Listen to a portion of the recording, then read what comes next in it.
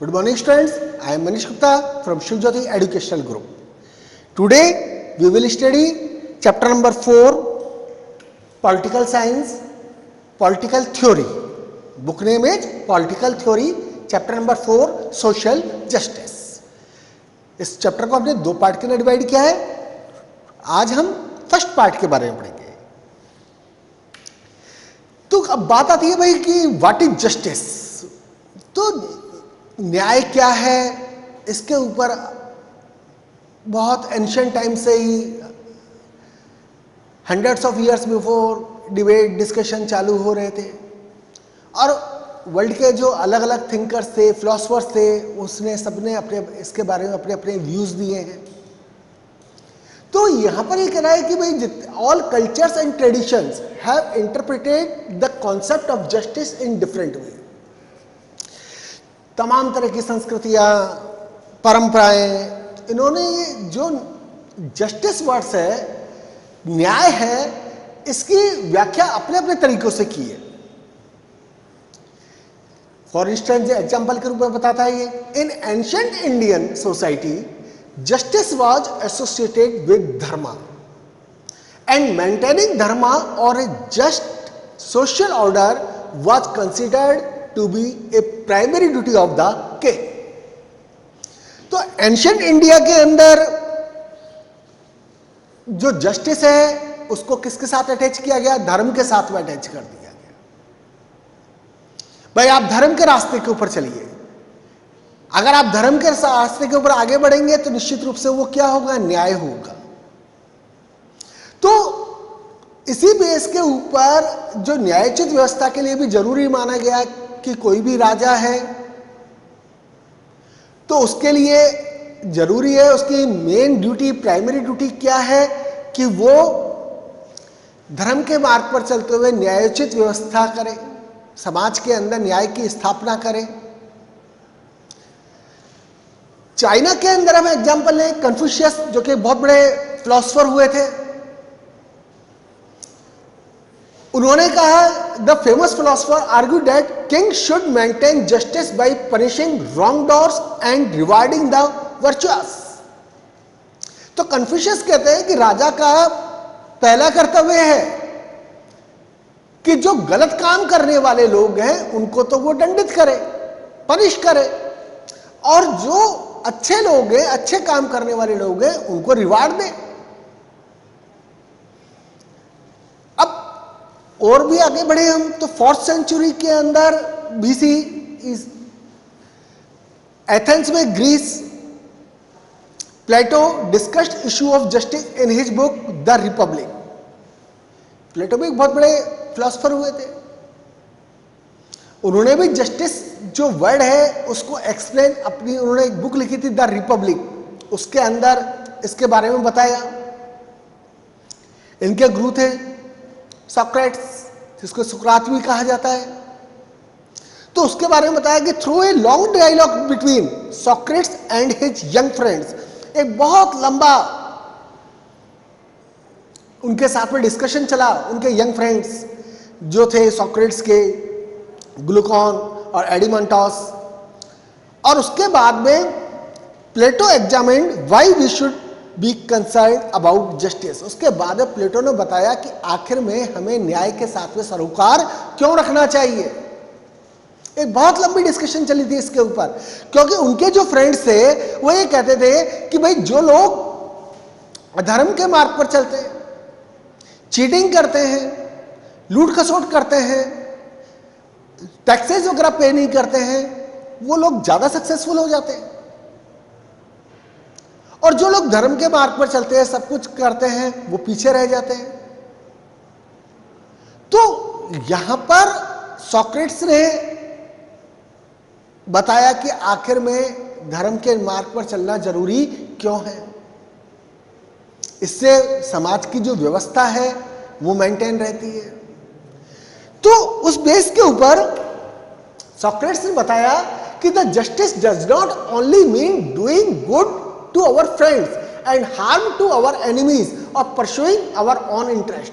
कि जस्टिस का मतलब ये नहीं कि भाई हम केवल हमारे जो सोसाइटी के अंदर फ्रेंड्स हैं उनके बारे में अच्छा सोचें और जो एनिमीज हैं उनके बारे में हम गलत सोचें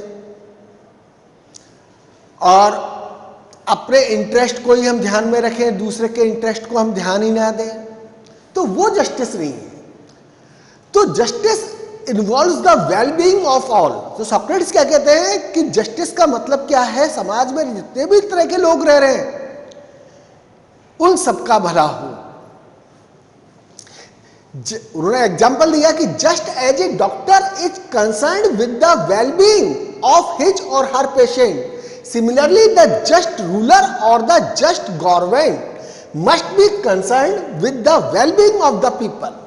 उन्होंने एग्जाम्पल दिया कि भाई जैसे एक डॉक्टर अपने पेशेंट की भलाई की चिंता करता है कि भाई वो अच्छा हो जाए, तो उसी तरीके से जो रूलर है, न्यायोचित राजा है, या जो न्याय के ऊपर चलने वाली जो गवर्नमेंट है, उसको भी अपने पीपल की वेलबीइंग के बारे में कंसर्न होना चाहिए।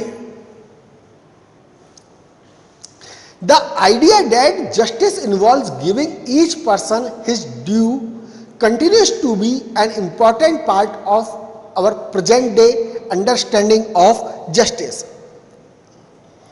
तो यहां पर ये कहता है कि भाई न्याय में हर व्यक्ति को उसका वाजिब हिस्सा मिलना चाहिए, यानी जिस पार्ट का वो अधिकारी है वो पार्ट उसको मिलना चाहिए।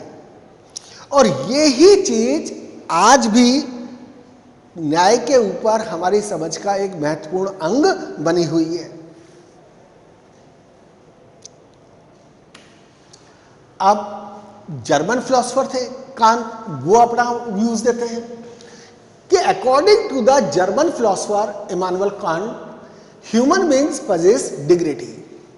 तो कांट बताते हैं कि भाई मनुष्य के अंदर जितने भी प्रकार के पर्सन हैं सबकी अपनी अपनी डिग्निटी है, सबकी अपनी अपनी गरिमा है, सबका अपना अपना सम्मान है।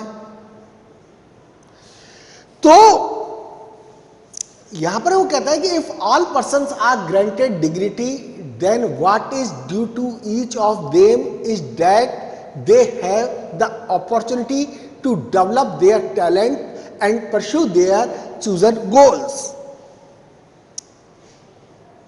तो यहां पर कांट ये कहते हैं कि अगर सभी व्यक्तियों की जो गरिमा है, सम्मान है, जो सोसाइटी के द्वारा स्वीकृत है, उसको माना गया है, तो उनमें से हर एक का ये प्रयास होगा कि उन्हें अपनी जो जितने भी लोग हैं अपने टैलेंट के अनुसार उनको समाज के अंदर जो मौजूद जो अवसर हैं वो उपलब्ध कराए जाएं, जिससे कि वो अपने प्रतिभा का विकास कर सके, अपने टैलेंट को डेवलप कर पाए। अगर उनको वो अपॉर्चुनिटीज प्रोवाइड नहीं होंगी तो ऑब्वियसली वो लोग अपने टैलेंट को डेवलप नहीं कर पाएंगे।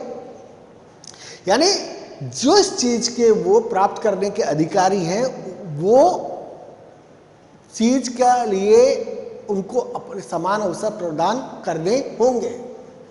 तो justice required that we give due and equal consideration to all individual. तो न्याय के लिए जरूरी है कि हम समान तरह का व्यवहार करें, तमाम व्यक्तियों को समुचित और बराबर की अहमियत दें, उनको इक्वलिटी प्रोवाइड कराएं। ये चीज किसके अकॉर्डिंग बता रहा है? ये कांट के अकॉर्डिंग इमानुएल कांट बताते हैं। अब आता है अपना next topic, equal treatment for equals, यानी समान लोगों के साथ में समान न्याय। तो यहां पर ये कहता है कि a number of different principle have been put forward in this regard. कई तरह के सिद्धांत माने गए कि भाई सभी लोगों को, जो समान तरह के लोग हैं, सभी तरह के बराबरी के लोग हैं, उनके साथ में समान व्यवहार किया जाए। तो इसके ऊपर कई सिद्धांत बनाए गए। तो उनमें से एक सिद्धांत क्या है कि one of the principle is the principle of treating equals equally. जो एक सिद्धांत क्या है कि अपने समकक्षों के साथ में जो अपने साथ में काम करने वाले लोग हैं उनके साथ में इक्वल ट्रीटमेंट प्रोवाइड उनको किया जाए। It is considered that all individual share certain characteristics as human beings. ये माना जाता है कि भाई हर आदमी के अंदर अपनी अपनी कुछ ना कुछ विशेषताएं होती हैं, तो therefore they deserve equal rights and equal treatment. उस बेस के ऊपर उनको इक्वल राइट्स प्रोवाइड होने चाहिए, उनको इक्वल ट्रीट, उनके साथ में समान तरह का व्यवहार किया जाना चाहिए। तो some of the important rights, अब कौन से राइट्स हैं? तो some of the important rights which are granted in most liberal democracy today include civil right such as the rights of life, liberty and property, political rights like the right to vote, which enables people to participate in political process, and certain social rights which would include the right to enjoy equal opportunity with other members of the society.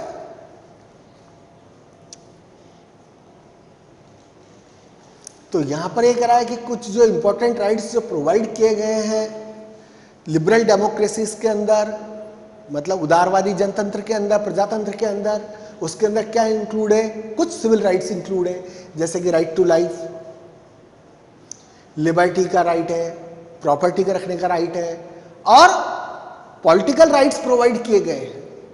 Political rights के अंदर कौन सा right है? Right to vote, जिसके base के ऊपर person political process के अंदर पार्टिसिपेट करने के योग्य बनता है। ये कौन अपना राजा बनेगा, कौन अपना रूलर बनेगा, ये डिसाइड कौन करते हैं? पीपल डिसाइड करते हैं। किसके थ्रू?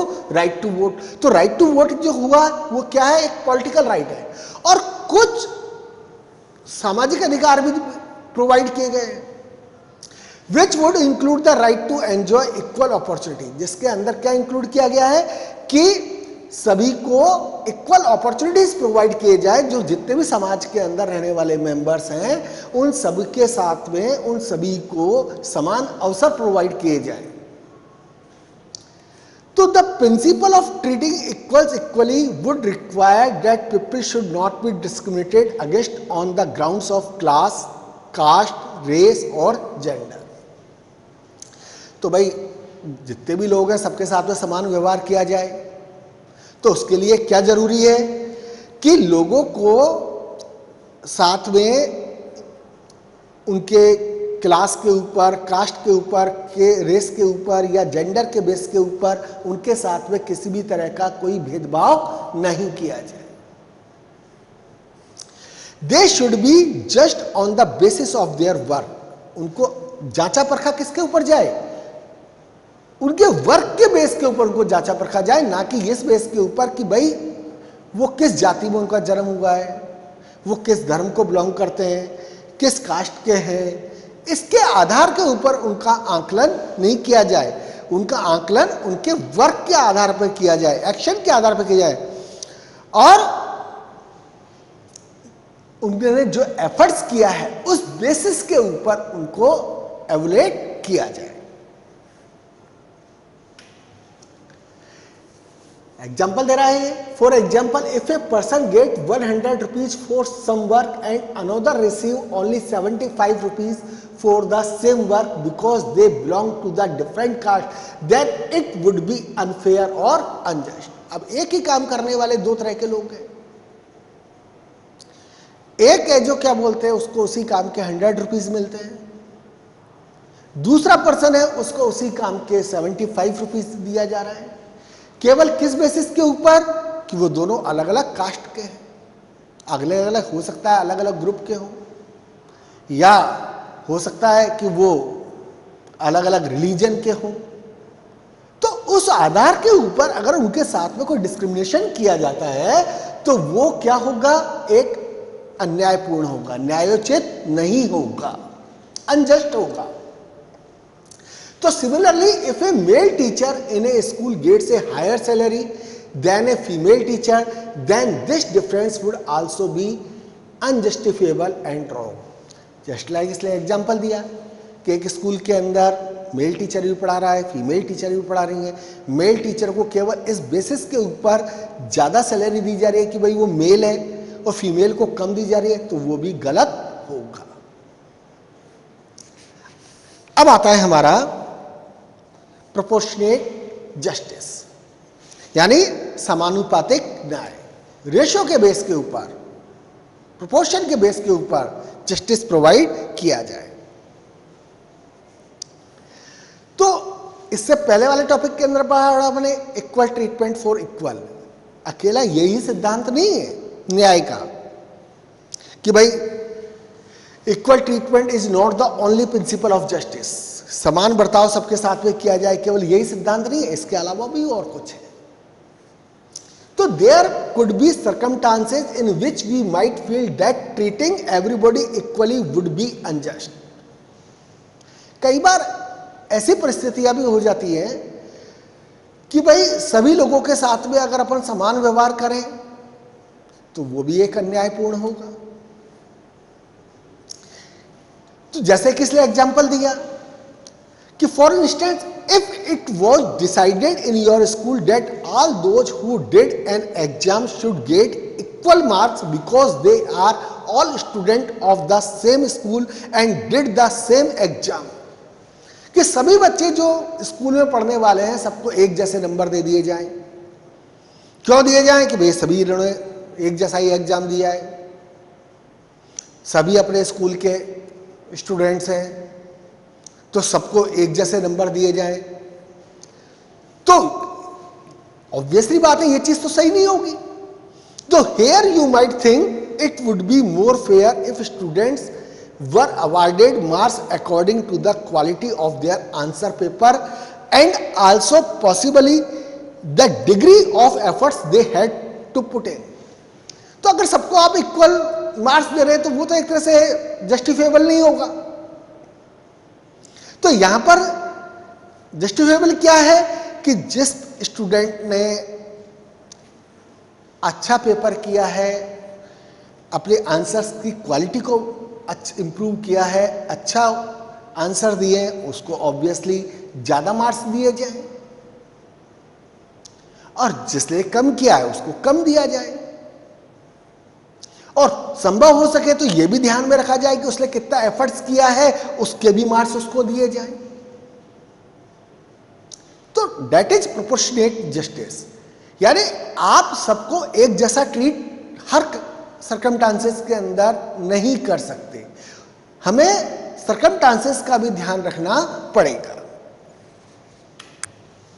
तो in other words provided everybody starts from the same baseline of equal rights, justice in such cases would mean rewarding the people in proportion to the scale and quality of their efforts. यानी दूसरे शब्दों में हम कहें कि हर एक person को हम एक ही बेस लाइन से शुरू करें कि भाई सबको इक्वल राइट्स है। तो यहां पर जस्टिस का मतलब क्या होगा कि rewarding people in proportion to the scale and quality of their efforts, यानी लोगों को आप जो रिवार्ड दे रहे हैं वो किस बेस के ऊपर दे रहे हैं? उनकी क्वालिटी के बेस के ऊपर आप दे रहे हैं, और उनके एफर्ट्स जो उन्होंने किए हैं उस बेस के ऊपर आप उनको उनका वेजेस दे रहे हैं या उनका रिवार्ड दे रहे हैं, जिस फॉर्म के अंदर भी है, या मार्क्स दे रहे हैं, वो उस चीज के ऊपर है। यानी किस चीज के ऊपर? क्वालिटी एंड एफर्ट्स, यानी दो चीजें इंपॉर्टेंट है, उन चीज का ध्यान में रखते हुए हमें रिवार्ड देना होगा। अब रिवार्ड आप लेबर के अंदर है तो वेजेस की फॉर्म में भी हो सकता है, स्टूडेंट है तो मार्क्स की फॉर्म में भी हो सकता है, अलग अलग बेसिस के ऊपर है। तो it would be fair and just to reward different kinds of work differently if we take into account factors such as the efforts required, the skill required, the possible danger involved in that work and so on। तो किसी भी काम के लिए जो हम efforts कर रहे हैं, लेबर कर रहे हैं, जो हमारी स्किल है और जो पॉसिबल डेंजर्स हमारे सामने आ रहे हैं, सबको ध्यान में रखते हुए हमारे लिए जरूरी क्या है कि इन सारे फैक्टर्स को ध्यान में रखते हुए हम उस पर्सन के वेजेस का, पारिश्रमिक का निर्धारण करें। तो अगर हम ऐसा करते हैं तो वो क्या होगा, एक न्यायोचित होगा, न्याय संगत होगा। तो if we use this criteria we may find that criteria certain kinds of workers in our society are not paid a wage which take such factors sufficiently into an account. तो यहां पर अगर हम इस क्राइटेरिया को काम में लेते हैं तो जो कुछ वर्कर्स हैं जो हमारी सोसाइटी के अंदर हैं, उनको उनके एफर्ट्स के हिसाब से, उनके काम करने के तरीके के हिसाब से, स्किल के हिसाब से, टैलेंट के हिसाब से उतना वेजेस नहीं मिलता, पारिश्रमिक नहीं जितने कि वो हकदार हैं। तो for justice in society the principle of equal treatment needs to be balanced with the principle of proportionately. तो समाज में न्याय के लिए समान बर्ताव के सिद्धांत का प्रोपोर्शनेटली यानी समानुपातिक के सिद्धांत के साथ में बैलेंस बनाने की जरूरत है। यानी समाज के अंदर सभी लोग हैं, सभी तरह के लोग हैं, तो कुछ सर्कमस्टांसेस के अंदर इक्वल पर्सन्स के साथ में इक्वल ट्रीटमेंट नहीं किया जा सकता। इस परिस्थिति ये सब किसके ऊपर डिपेंड करता है, उस तरह के सर्कमस्टांसेस के ऊपर डिपेंड करता है। तो सर्कमस्टांसेस के बेस के ऊपर अगर हम कुछ फैसिलिटीज उनको प्रोवाइड कराते हैं और दूसरी तरफ इक्वल ट्रीटमेंट सबको देते हैं, तो ये दोनों के बीच में जो डिफरेंसेस आ रहे हैं उन डिफरेंसेस के सेटल, उनके साथ में बैलेंस बनाए रखने की जरूरत है।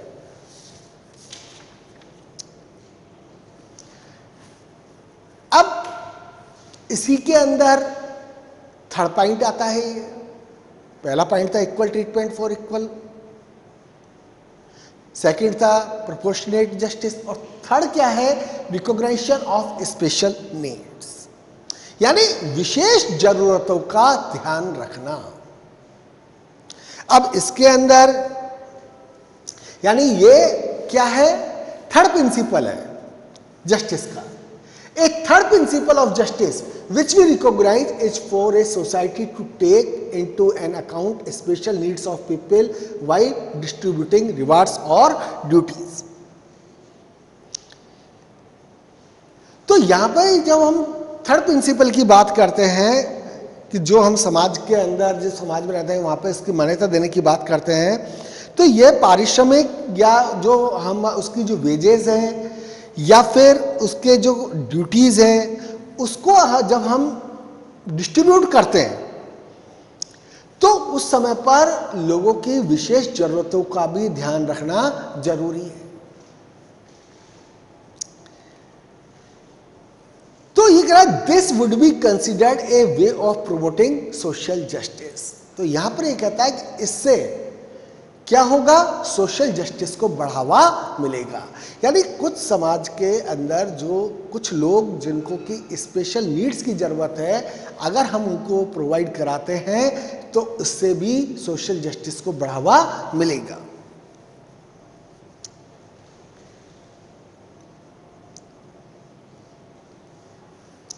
अब the principle of taking account of the special needs of people does not necessarily contradict the principle of equal treatment so much as extended it, because the principle of treating equals equally could imply that people who are not equal in certain important respects could be treated differently. तो यहां पर ये कहता है कि लोगों की विशेष जरूरतों को ध्यान में रखने का जो सिद्धांत है और लोगों के साथ में इक्वल ट्रीटमेंट करने का जो सिद्धांत है, ये उनकी नेसेसिटीज को कॉन्ट्रडिक्ट नहीं करता, बल्कि उसका क्या करता है, ये विस्तार ही करता है, उसको आगे ही बढ़ाता है। क्योंकि सिद्धांत जो है कि भाई अपने जो इक्वल मेंबर्स हैं उनके साथ में इक्वल ट्रीटमेंट किया जाए, ये चीज उसके अंदर आती है कि भाई कुछ लोग जो कि इक्वली नहीं है, कुछ महत्वपूर्ण संदर्भों में इक्वल नहीं है, ऑब्वियसली उनके साथ में अलग तरह का व्यवहार किया जाए। तो पीपल विद स्पेशल नीड्स और disabilities could be considered unequal in some particular respect and deserving of special help.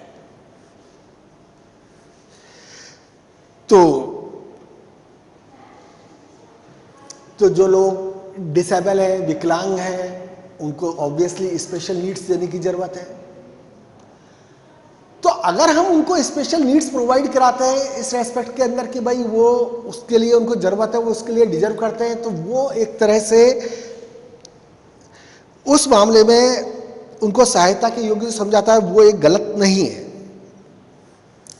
तो यहां पर क्या है, but it is not always easy to get agreement regarding which inequalities of people should be recognised for providing them special help.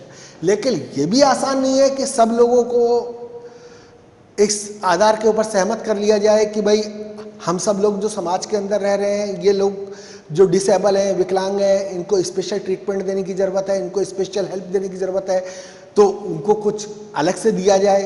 तो हो सकता है कुछ लोग उसका विरोध करें। तो फिजिकल डिसेबिलिटीज, एज और lack of access of good education और health care are some of the factors which are considered grounds of their special treatment in many countries. अब कई सारे कंट्रीज के अंदर जो फिजिकल डिसेबिलिटीज को क्या माना कि भाई एजेड पर्सन है यार, उनको कुछ अलग से रिक्वायरमेंट होनी चाहिए। जो पिछड़ा हुआ तबका है उसके पास में अच्छी है, उसको एजुकेशन नहीं मिल पा रही है, हेल्थ केयर फैसिलिटीज नहीं मिल पा रही हैं, उस आधार के ऊपर कुछ कंट्रीज ने उन लोगों को स्पेशल ट्रीटमेंट प्रोवाइड किए गए हैं। तो it is believe that if people who enjoy very different standard of living and opportunities are treated equally in all respect with those who have been deprived of even the basic minimum needs to live in a healthy and productive life, the result is likely to be an unequal society, not an egalitarian and just one. अब यहां पर ये कहता है कि भाई समाज में सभी तरह के लोग हैं, कुछ एबल हैं, कुछ फिजिकली डिसेबल हैं, या कुछ अलग है। तो यहां पर ये माना जाता है कि जीवन यापन और अवसरों के जो उनको मिलने चाहिए उनके बीच में बहुत ज्यादा अंतर है। कुछ लोग हाई स्टैंडर्ड ऑफ लिविंग को बिलोंग करते हैं, कुछ लोग बेचारे बहुत पुअर कंडीशन को बिलोंग करते हैं, और उन लोगों को है जो क्या बोलते हैं, उनकी जो मिनिमम बेसिक नीड्स हैं वो भी उनको पूरी प्रोवाइड नहीं हो पाती हैं। तो उन लोगों के साथ में एक जैसा बर्ताव करने पर अगर अपन करेंगे कि भाई किसके कंपेयर में, जो लोग हाईली स्टैंडर्ड को बिलोंग कर रहे हैं उनके कंपेयर में, तो एक तरह से वो न्यायोचित नहीं होगा।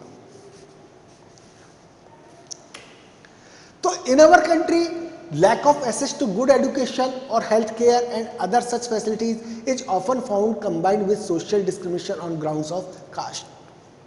हमारे कंट्री के अंदर हम बात करें तो कास्ट के बेस के ऊपर डिस्क्रिमिनेशन देखने में आता है कि जो लोअर कास्ट के लोग हैं उनको अच्छी एजुकेशन या अच्छी हेल्थ फैसिलिटीज प्रोवाइड नहीं हो पाती। तो इंडिया के कॉन्स्टिट्यूशन के अंदर उनके लिए कुछ प्रोविजंस किए गए। जो डिप्राइव्ड क्लास के लोग हैं, पिछड़े तबके के हैं, तो in India the constitution allowed for reservation of government jobs and quarters for admission to educational institution for people belonging to the scheduled caste and tribes due to social discrimination on the grounds of caste. तो India के अंदर constitution के अंदर जो schedule caste के लोग हैं, schedule tribe के लोग हैं, उनके लिए रिजर्वेशन प्रोवाइड किया गया है। गवर्नमेंट जॉब्स के अंदर उनको रिजर्वेशन प्रोवाइड किया गया है कि क्योंकि इन लोगों को समाज के अंदर जाति के बेस के ऊपर डिप्राइव्ड किया गया था, उनके साथ में डिस्क्रिमिनेशन किया जा रहा था, तो उनको भी अपलिफ्ट करने के लिए ये प्रोविजन किया गया है। तो pursuing equality of treatment by itself might sometimes work against giving due reward to merit. तो कई बार यह होता है कि भाई इक्वल ट्रीटमेंट जो हम दे रहे हैं, equality of treatment by itself might sometimes work against, वो मेरिट के बेस के ऊपर जो हम इक्वल ट्रीटमेंट दे रहे हैं और ये फैसिलिटीज प्रोवाइड करा रहे हैं, तो मेरिट के बेस के ऊपर जो हम इक्वल ट्रीटमेंट देना चाह रहे हैं उसके ये अगेंस्ट में है। तो emphasizing rewarding merit as the main principle of justice might mean that marginalized section would be at a disadvantage in many areas because they have not had access to facilities such as good nourishment or education। तो अगर हम merit के base के ऊपर सबको equal treatment provide कराएं कि भाई जो पर्सन डिजर्व करता है उसको ज़्यादा मिले, जो पर्सन कम है, तो एक तरह से वो भी अन्याय होगा किन लोगों के साथ में, जो लोग समाज के तबके के पिछड़े हुए लोग हैं, जिनको कि प्रॉपर नॉरिशमेंट नहीं मिल पा रहा है, प्रॉपर उनको एजुकेशन नहीं मिल पा रही है, पिछड़े हुए तबके के लोग हैं, तो वो लोग तो क्या रहेंगे, पीछे के पीछे ही रह जाएंगे। और जो आगे वाले लोग हैं वो और आगे बढ़ जाएंगे। तो यानी it creates a gap between the rich and the poor. दोनों सोसाइटी के बीच में एक बहुत बड़ा गैप इनके बीच में क्रिएट हो जाएगा। तो different groups in the country might favour different policies depending upon which principle of justice they emphasise. तो देश के विभिन्न समूह अलग अलग जो पॉलिसीज है गवर्नमेंट की, उनकी तरफदारी कर सकते हैं। It then become a function of government to harmonize the different principles to promote a just society। तो कि भाई ये भी डिपेंड करता है कि वो किस सोसाइटी के ऊपर, किस न्याय के सिद्धांत के ऊपर बल देते हैं। ऐसी स्थिति में सरकार की जिम्मेदारी बन जाती है कि वह एक जस्टिफिएबल सोसाइटी क्रिएट करने के लिए जो जस्टिस के अलग अलग पैरामीटर्स हैं, प्रिंसिपल हैं, उनके बीच में बैलेंस बनाए, उनके बीच में तालमेल स्थापित करें। नेक्स्ट टॉपिक आता है हमारा इसके अंदर जस्ट डिस्ट्रीब्यूशन। तो to achieve social justice in society government might have to do more than just ensure that laws and policies treat individuals in a fair manner. तो समाज में सामाजिक न्याय पाने के लिए सरकारों को सुनिश्चित करना होगा कि कानून यानी लॉज और जो पॉलिसीज हैं वो सभी व्यक्तियों के ऊपर एक निष्पक्ष रूप से लागू हो। Social justice also concern the just distribution of goods and services whether it is between nation or between different groups and individuals within a society। तो सामाजिक न्याय के बीच चाहे वितरण का मामला हो या किसी समाज के अंदर विभिन्न समूहों और व्यक्तियों के बीच का मामला हो, यदि समाज, तो यहां पर ये कह रहा है कि if there are serious economic और social inequalities in a society, अगर सोसाइटी के अंदर कोई गंभीर इनइक्वलिटीज है, सोशल इनइक्वलिटीज है, इकोनॉमिक इनइक्वलिटीज है, तो it might become necessary to try and distribute some of the important resources. तो हमें ये आवश्यक है, हमें ये कोशिश करनी पड़ेगी कि भाई जो रिसोर्सेज हमारे पास में सोसाइटी के अंदर अवेलेबल है उनको दोबारा से उनका पुनर्वितरण किया जाए। To provide something like a level playing field of citizen, जिससे कि नागरिकों को जीने के लिए समान अवसर मिल सके। तो therefore with in a country social justice would require not only that people be treated equally in terms of the laws and policies of the society but also that they enjoy some basic equality of life condition and opportunity। इसलिए किसी भी देश के अंदर सामाजिक और न्याय के लिए जरूरी है कि न केवल लोगों के साथ में समाज के कानूनों और नीतियों के संदर्भ में समान बर्ताव किया जाए, बल्कि जीवन की जो हमारी सिचुएशन है, सरकमस्टांसेस हैं, उन अवसरों के मामले में भी जो बेसिक इक्वलिटीज हैं वो लोगों को या अपॉर्चुनिटीज हैं वो लोगों को प्रोवाइड कराई जाएं, जिससे कि सभी लोग उसका उपभोग कर सकें।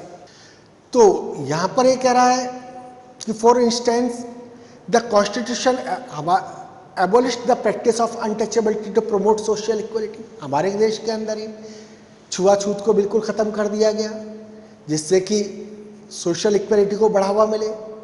Different state government have also taken some measures to redistribute important resources like land in a more fair manner by instituting land reform। तो जो अलग अलग जो स्टेट गवर्नमेंट है उन्होंने भी कई सारे एफर्ट्स किए हैं, मेजर्स किए हैं कि कुछ जो रिसोर्सेज जैसे लैंड वगैरह है उसका एक सही तरीके से रीडिस्ट्रीब्यूशन हो, और उसके लिए उन्होंने लैंड रिफॉर्म किए हैं। Differences of opinion on matters such as whether and how to distribute resources and ensure equal access to education and jobs arouse fierce passion in a society and even sometimes provoke violence। तो यहाँ पर ये कह रहा है कि भाई आपके जो महत्वपूर्ण संसाधन हैं, हमारे रिसोर्सेज हैं, उनको हम इक्वली एक तरह से जस्टिफिएबल उनका डिस्ट्रीब्यूशन करें, या दूसरी चीज़ें हैं समाज के सभी लोगों को प्रोवाइड हों। तो ऐसे मामलों के अंदर अलग अलग लोगों की अलग अलग ओपिनियन हो सकती है। अब उसके अंदर जिन लोगों को इसका बेनिफिट नहीं मिलेगा, ऑब्वियसली इन पॉलिसीज के अगेंस्ट में उनका गुस्सा स्वाभाविक होगा, और इसका इंपैक्ट क्या पड़ेगा कि कभी कभी वायलेंस भी इससे क्रिएट हो सकता है। So we have only to remind ourselves about the anger and even violence which has sometimes been roused by the proposal to reserve seats in educational institution or in government employment in our country। तो कई बार हमने देखा भी है कि हमारा भी गुस्सा भड़क जाता है, कई बार वायलेंस भी क्रिएट हो जाता है। किस बेसिक्स के ऊपर कि भाई ये गवर्नमेंट अपॉर्चुनिटीज़ कुछ विशेष तबके को जो रिजर्वेशन प्रोवाइड किया गया है, या एजुकेशन इंस्टीट्यूशन के अंदर उन लोगों को जो रिजर्वेशन प्रोवाइड किया गया है, उससे जो पर्सन जो मेरिट के बेस के ऊपर जो आना चाहते हैं वो आगे नहीं आ पा रहे हैं, तो उनका गुस्सा इस चीज़ के ऊपर स्वाभाविक है। तो a well known political philosopher John Rawls has argued that there could be indeed a rational justification for acknowledging the need to provide help to least privileged members of a society. तो एक बहुत बड़े philosopher हुए थे John Rawls, उन्होंने बताया कि भाई न्याय का मतलब केवल ये नहीं कि सबके साथ में इक्वलिटी हो, या सबको, न्याय का मतलब ये है कि जो समाज का जो सबसे निचले तबके का भी व्यक्ति है उसको भी एक समान अवसर प्रोवाइड किए जाए। सो थैंक यू स्टूडेंट्स, ये हमारा पार्ट 1 कंप्लीट हुआ। नेक्स्ट पार्ट के अंदर हम जॉन रॉल्स के बारे में जो उसके व्यूज है उसके बारे में स्टडी करेंगे।